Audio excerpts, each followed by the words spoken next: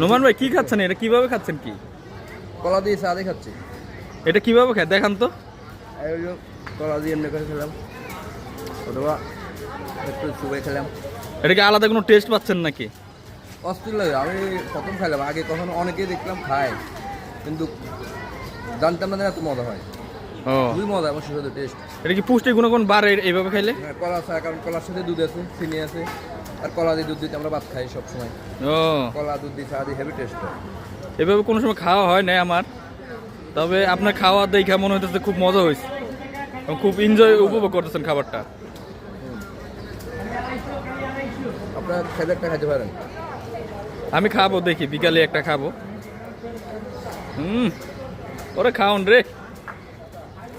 হ্যাঁ, সেই সেই বন্ধ করে দিলাম।